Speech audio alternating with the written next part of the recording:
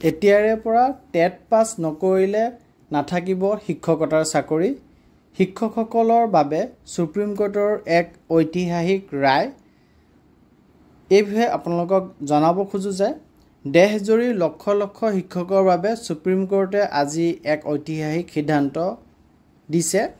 দীঘলীয়া সময় ধৰি চলি থকা প্ৰমোচন বিবাদত আদালতে স্পষ্ট কৰিলে যে এতিয়া শিক্ষকতাৰ যোগ্যতা পৰীক্ষা অৰ্থাৎ টেট পাছ নকৰিলে প্ৰমোচন সম্ভৱ নহ'ব। এই আদেশৰ প্ৰভাৱ চৰকাৰী প্ৰাথমিক আৰু উচ্চ প্ৰাথমিক বিদ্যালয়সমূহত কৰ্মৰত শিক্ষকৰ ওপৰত পৰিব। সুপ্ৰিম কোৰ্টৰ এই সিদ্ধান্ত কেৱল উত্তৰ প্ৰদেশৰ বাবে নহয়, সমগ্ৰ ভাৰতৰ শিক্ষা বিভাগত বৃহৎ পৰিৱৰ্তন আনিবলৈ লৈছেহি বুলি ধৰা হৈছে। 5 বছৰ কৰ্মকাল থকা শিক্ষকৰ বাবে ৰেহাই। সুপ্ৰিম কোৰ্টে কৈছে যে যিসকল শিক্ষকৰ কৰ্মকাল মাত্ৰ 5 বছৰ বাকী আছে তেখেতসকলক আৰ্টিকল 142 অনুসৰি টেট পৰীক্ষা দিবৰ পৰা ৰেহাই কৰা হ'ব। এনেকুৱা শিক্ষকে টেট নিদি প্ৰমোচনৰ বাবে যোগ্য হ'ব।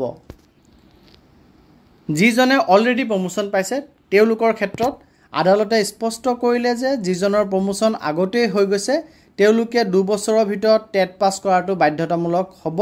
নিৰ্দিষ্ট সময়ৰ ভিতৰত পৰীক্ষা পাছ নকৰিলে ৰিটায়াৰমেণ্ট বেনিফিট দি সেৱাৰ পৰা বাহিৰ কৰা হ'ব। অৰ্থাৎ তেওঁলোকক ৰিটায়াৰমেণ্ট বেনিফিট দি পেলাই তেওঁলোকক ভলেণ্টাৰী ৰিটায়াৰমেণ্ট দি দিয়া যাব যদি তেওঁলোকে 2 বছৰৰ ভিতৰত টেট পাছ কৰিব নোৱাৰে। 5 বছৰৰ বেছি কৰ্মকাল থকা শিক্ষকৰ ক্ষেত্ৰত সুপ্ৰিম কোৰ্টে কৈছে যে যদি কোনো শিক্ষকৰ কৰ্মকাল 5 বছৰৰ অধিক বাকী আছে তেন্তে তেওঁলোকৰ বাবে প্ৰমোচনত টেট পাছ বাধ্যতামূলক হ'ব।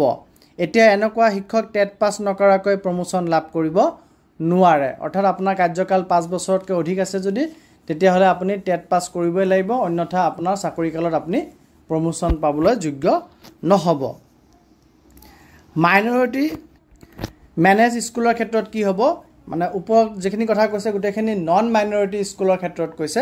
মাইনৰিটি মেনেজৰ ক্ষেত্ৰত সুপ্ৰিম কোৰ্টে কয় যে এই সিদ্ধান্তত অল্প সংখ্যক অৰ্থাৎ মাইনৰিটি বিদ্যালয়ৰ কথা জনোৱাৰ লগতে আদালতে কৈছে যে এই বিদ্যালয়সমূহত শিক্ষাৰ অধিকাৰ RTE আইন প্ৰযোজ্য হ'বনে নহয় সেই বিষয়ে সিদ্ধান্ত ল'বলৈ বিষয়টো মুখ্য ন্যায়াধীশলৈ বৃহৎ বেঞ্চ গঠন কৰিবলৈ ৰেফাৰ কৰা হৈছে। অৰ্থাৎ চিফ জাষ্টিছলৈ ৰেফাৰ কৰা হৈছে যে মাইনৰিটি মেনেজ স্কুলবিলাক ৰাইট টু এডুকেশ্যন এক্টৰ আণ্ডাৰত পৰে নে নপৰে।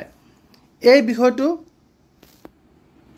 2014 চনৰ এটি ঘটনাৰ লগত জড়িত গোটেই বিষয়খিনি। আৰু শেষত আদালতৰ স্পষ্ট বাৰ্তা কি আহিছে সেইখিনি আপোনালোকক জনাব বিচাৰিছোঁ। প্ৰমোচন এতিয়া কেৱল সেইসকলকে দিব যিজনে টেট পাছ কৰিব। কৰ্মকাল 5 বছৰৰ কম থকা শিক্ষকক ৰেহাই দিয়া হ'ল। যিজনৰ প্ৰমোচন আগতে হৈ গৈছে তেওঁলোকে মাত্ৰ 2 বছৰত টেট পাছ কৰিব লাগিব, অন্যথা তেওঁলোকক ৰিটায়াৰমেণ্ট বেনিফিটৰ সৈতে অব্যাহতি দিয়া যাব। গতিকে এই ৰায় সমগ্ৰ দেশৰে শিক্ষা ব্যৱস্থাত এক বৃহৎ পৰিৱৰ্তন আনিবলৈ গৈ আছে। পৰৱৰ্তী পৰ্যায়ত এই বিষয়ে বহলাই জনাব চেষ্টা কৰিম। সদ্যহতে আপোনালোকক এইখিনি খবৰ জনোৱা হ'ল। ধন্যবাদ।